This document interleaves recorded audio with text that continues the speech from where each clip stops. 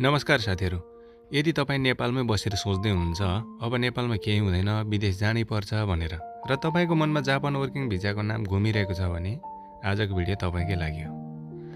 किनभने आज म तपाईँलाई दलालको झुट, अधुरो जानकारी, हल्ला सबै हटाएर Japan working visa for Nepali A to Z एकदमै सत्य, स्पष्ट र प्र्याक्टिकल रूपमा बुझाउने छु। यो भिडियो अन्त्यसम्म हेर्नुहोस्, किनकि अन्त्यमा म तपाईँलाई कुन काम राम्रो, कति पैसा कमाइन्छ, यो भिजा तपाईँको लागि सही हो कि होइन, सबै इमान्दारीपूर्वक बताउने छु।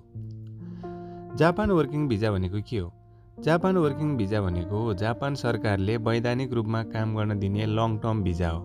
यो भिजामा तपाईँ factory, hotel, restaurant, care giver, construction, agriculture जस्ता कामहरू लिगल कन्ट्र्याक्ट सहित गर्न सक्नुहुन्छ। यो स्टुडेन्ट भिजा होइन, यो टुरिस्ट भिजा पनि होइन, यो इलिगल काम गर्ने भिजा पनि होइन।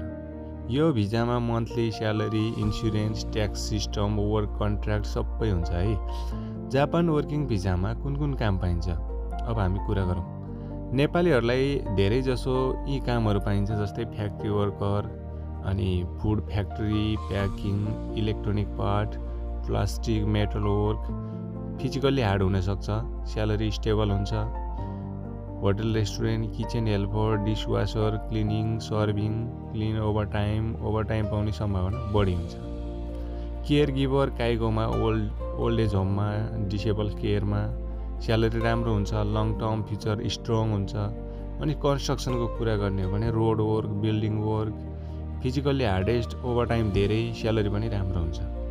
जापान वर्किङ भिजामा कति तलब हुन्छ त? काम अनुसार फरक पर्छ, तर एभरेज मन्थली स्यालेरी 18 लाख एनदेखि 25 लाख एन, ओभरटाइम गरेमा अझ 28 देखि 32 लाख पनि पुग्न सक्छ।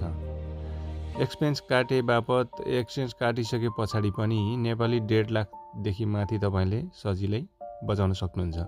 मेहनत गरेमा अझ बढी पनि सम्भव छ। भिजा अवधि कति हुन्छ? जापान वर्किङ भिजाको अवधि 1 वर्ष, 3 वर्ष र 5 वर्ष हुन्छ। पहिलो पटक प्राय 1 वा 3 वर्ष, काम राम्रो गरेमा एक्सटेन्ड गर्न मिल्छ, भिजा रिन्यू गर्न पनि मिल्छ, कम्पनी चेन्ज गर्न पनि सम्भव हुन्छ प्रोसेस अनुसार। पछि भिजा थप्न पनि मिल्छ कि मिल्दैन भन्ने कुरामा मिल्छ, तर कन्डिसनमा। भिजा एक्सटेन्ड हुन कम्पनीमा प्रब्लम हुनु हुँदैन, ल फलो गरेको हुनुपर्छ, ट्याक्स इन्सुरेन्स क्लियर हुनुपर्छ, काहीको सेक्टरमा गए पर्मानेन्ट रेसिडेन्सी PR सम्मको चान्सेस पनि हुन्छ। जापान वर्किङ भिजाको प्रोसेस के हो त? स्टेप 1, इम्प्लोयर कम्पनीले जापानको कम्पनीले वर्कर माग्छ। स्टेप 2 मा CEO सर्टिफिकेट अफ इलिजिबिलिटी, कम्पनीले जापानबाट CEO एप्लाई गर्छ। यसको लागि समय अवधि 1 देखि 3 महिना जति लाग्छ। स्टेप 3 मा भिजा एप्लिकेसन नेपालबाट हैन, अनि जापान एम्बेसी काठमाडौँबाट मेडिकल डकुमेन्ट्री भेरिफिकेसन सहित। स्टेप 4 मा भिजा एप्रुभल, भिजा आएपछि फ्लाइट जापान इन्ट्री हुन्छ। अनि नेपालबाट जान कति समय लाग्छ? एभरेज टाइम लाइन 3 देखि 6 महिना, कम्पनी छिटो भए 3 महिना, डिले भयो भने 6 महिना प्लस। अब कुरा गरौँ कति पैसा लाग्छ। नेपालबाट जापान वर्किङ भिजाको लागि ल्याङ्ग्वेज ट्रेनिङ, JLPT,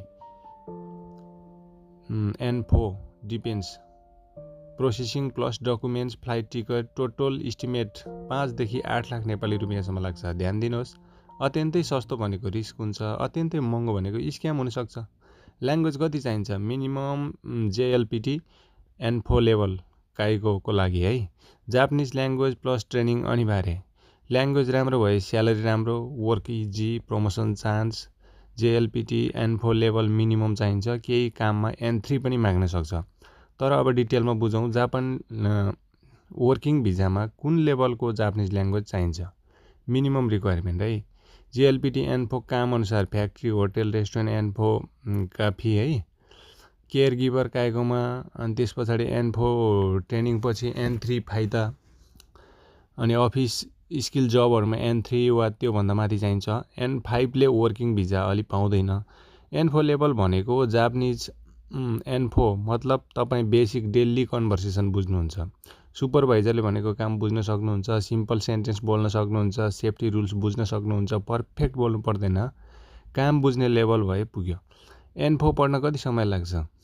यदि तपाईँ बिल्कुल बिगिनर हुनुहुन्छ भने 6 देखि 8 महिना, अलि जापानिज जान्नुहुन्छ भने 4 देखि 6 महिना, डेली 2-3 घण्टा पढाइ गरेमा सम्भव छ। JLPT को एक्जाम कहिले हुन्छ त? Japanese language proficiency test JLPT भनेको जापानिज ल्याङ्ग्वेज प्रोफिसियन्सी टेस्ट वर्षमा 2 पटक एक्जाम हुन्छ, जुलाईमा र डिसेम्बरमा है। जापान वर्किङ भिजाको फाइदा र बेफाइदाहरूको बारेमा कुरा गरौँ। जापान वर्किङ भिजाको फाइदाहरू एक्चुअली लिगल वर्क भयो, स्टेबल इन्कम भयो, safe country, future growth, PR chance पनि हुन्छ हैन। बेफाइदाहरू चाहिँ वर्क प्रेसर, डिसिप्लिन स्ट्रिक्ट। यो भिजा चाहिँ मेहनती, डिसिप्लिन फलो गर्न सक्ने, ल्याङ्ग्वेज सिक्न विलिङ भएको अनि लङ टर्म सोच्नेहरूको लागि यो भिजा एकदम पर्फेक्ट छ। भन्ने आल्सी, सर्टकट खोज्ने, काम सजिलो हुनुपर्छ भनेर सोच्नेहरूको लागि चाहिँ यो भिजा राम्रो होइन है। अनि साथीहरू, जापान वर्किङ भिजा ड्रिम होइन, रियालिटी हो। तर यो सबैका लागि होइन। यदि तपाईँ मेहनत गर्न तयार हुनुहुन्छ भने जापान तपाईँलाई मौका दिन्छ। यदि तपाईँ सर्टकट खोज्नुहुन्छ भने जापान तपाईँलाई तोड्छ। निर्णय तपाईँको हातमा छ।